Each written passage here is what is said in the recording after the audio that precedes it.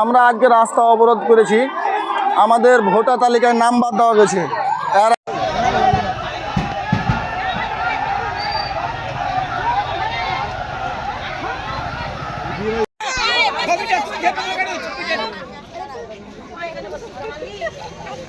আজকে আন্দোলনে নেমেছি, আর আমরা এই আন্দোলনটা তখন ছাড়বো না যতক্ষণ না আমাদের ন্যায় বিচার চাই।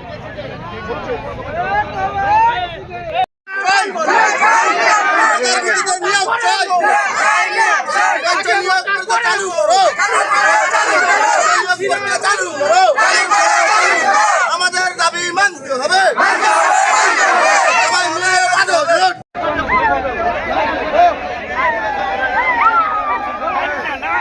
প্রশাসন খারাপ থাকবে, আর হেঁটে যাবে, খাড়ে উঠে যাবে, চলবে না এটা।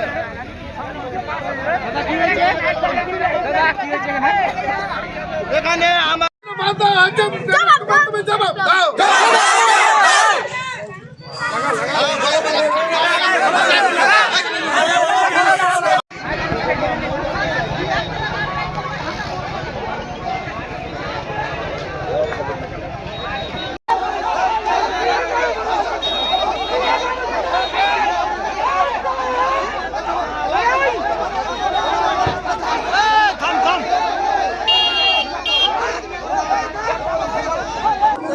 আমি এখানকার সাধারণ পাবলিক, কথাটা হচ্ছে আমাদের বিশেষ করে পশ্চিমবঙ্গের সংখ্যালঘু সম্প্রদায়ের 70% 100% মানুষের মধ্যে 30% নাম উঠছে না।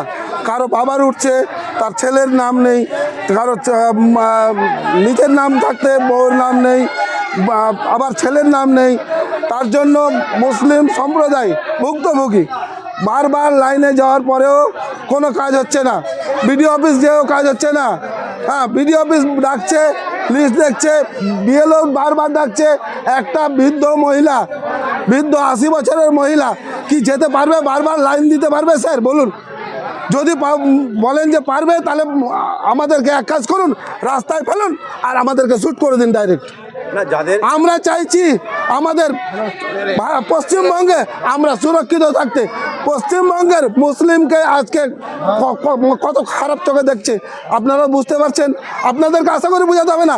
আজকে গদি মিডিয়াগুলো বিজেপির পক্ষপাতিত্ব করে আমাদেরকে, মুসলিমদেরকে একদম মাটিতে মিশানো হচ্ছে, যেখানে সেখানে মারা হচ্ছে। আজকে এসআইআর নামে আমাদেরকে যেখানে সেখানে হেনস্থা করা হচ্ছে। হ্যাঁ, আমাদের বাংলাদেশি বলা হচ্ছে, আমাদের বাঙালি বলা হচ্ছে। আমরা কত সহ্য করব? সহ্য করতে না পেরে আজকে আমাদের এই রাস্তা বন্ধ করা হয়েছে। আমরা দাবি চাইছি, আমাদের দাবি হচ্ছে একটাই, যে বিডিও অফিস আজকে কাঠপুতলা হয়ে বসে আছে, আমাদের জন্য কাজ করছে না, আমাদের কাজ করুক। এসডি অফিস আমাদের জন্য আমাদের জন্য কোনো কাজ করছে না, কাজ করছে ওই উপরে দাদার কথা শুনে। আমরা সাধারণ পাবলিক আমরা কি চাইবো? যেন আমাদের নামটা তাড়াতাড়ি যেন ভোটে উঠে যাক এবং আমরা যেন ভোটটা দিতে পারি। আমার নাম ডিলিট করা নেই, কিন্তু আমার দাদার নাম ডিলিট করা আছে, আমার বাবার নাম ডিলিট করা নেই, আমার মায়ের নাম ডিলিট করা নেই, আমার স্ত্রীর নাম ডিলিট করা আছে। কারণটা আমি বুঝতে পারছি না।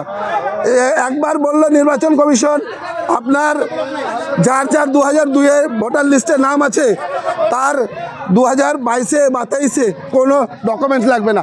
আমরা কি করলাম? আমরা কোনো ডকুমেন্টস দিলাম না, বিএলও কোনো ডকুমেন্টস নিল না। তারপরে ওটা জমা হলো, ওই সাপ্লিমেন্টের উপরে আমরা পাঠিয়েছি কাগজ। সেটা যদি দেখে, যদি বিচার বিবেচনা করে যদি আমাদেরকে বাদ দেওয়া হয়, তাহলে ভুল হবে না? সত্যি হবে? আপনার বলেন, ভুল তো অবশ্যই হচ্ছে। নির্বাচন কমিশন ভুল করবে আর আমাদের সাধারণ পাবলিককে ভুক্ত হচ্ছে। আজকে আমার পাশের একটা বুথ যেখানে 84টা হিন্দু ভোটার, 84টার মধ্যে একটাও আন্ডার অ্যাডজুডিকেশন নেই, কিন্তু আর 700 ভোটার আছে, তার মধ্যে 30% অ্যাডজুডিকেশন। কারণটা কি? তার জন্য আমাদের রাস্তা অবরোধ।